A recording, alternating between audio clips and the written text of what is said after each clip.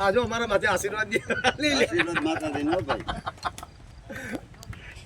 વાહ વાહ ભગવાનને માને ભક્તિ ના બાપા મેર સમાજની મહેરબાની હવે આ વ્યક્તિ આના વિશે આપણે કંઈ બોલવાનું નહીં, બધાને ખબર હશે ને, પણ વેદકાળની અંદર વેદકાળમાં છે એને વાલ્મીકીના લોકો વાલ્મીકી ઋષિના સંતાનો છે. આજે પણ આપણે એને વાલ્મીક સમાજ કહેવામાં આવે છે.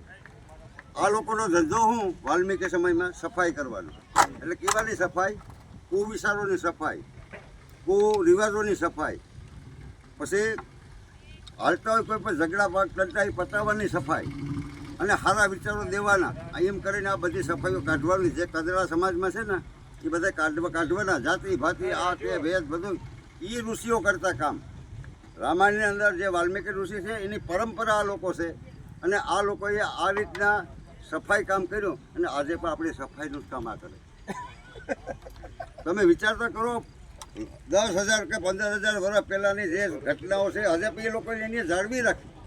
ભલે આજે આપણે આ સફાઈ કરે પણ કરે સફાઈ, જેથી વિચારોની સફાઈ કરતા હતા. એટલે બીજું કે આપણે મેરની નચમાં અને ઘરણું કહીએ ને તો એ ઘરણું છે, એનો સવાલ જ નથી. કારણ કે જો મેરની નચના મણિયારો, જે આપણી સંસ્કૃતિ છે મેરની, એમાં મણિયારો છે ને એ આપણું ઝૂમણું છે. બધા ઘરણાની અંદર ઝૂમણું આવી જાય છેલ્લે. આ ઝૂમણું મણિયારો છે એ મણિયાળાના વિશ્વના કેટલા દેશમાં ભાઈ તું જેવ્યો? એમ નહીં તો ટોટલ કેટલા વર્ષ? લંડનમાં બાકી આમ એમ નહીં, કેટલા વર્ષ કેટલા દેશથી જોયા એમ? લંડન લંડનની અંદર મોસ્ટલી દર વર્ષે લંડનની અંદર એ નવરાત્રી હજે આજની તારીખે પર જાય. હજુ આજે દાંડિયા રસ નથી જતી, એ લોકો આને બોલાવે. રાણા બાપાનો પ્રતાપ રાણાભાઈ સિંહાનો. અને બીજું કે મેરના મણિયારાને સૂર આપનાર આપણા આજે એને યાદ કરવો પડે, મુરુ બાપા બારોટ. એના ઉપર કોઈ મણિયારો નહીં. પછી રાણા બાપા કે જે આ મંડળીને વિશ્વના તખ્તા ઉપર લઈ ગયા, અને આજે મંડળી વિશ્વ વિખ્યાત થઈ.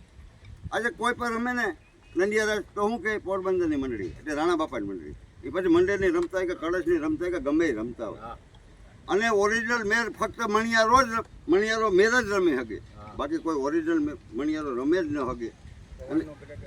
હે પછી ભુવન છે ને, આ વ્યક્તિ એવો છે એ પોતાની જાતને એમ કે હું નાનો માણસ છે. મેં કીધું તારાથી જગતમાં મોટો માણસ કોઈ છે જ નહીં.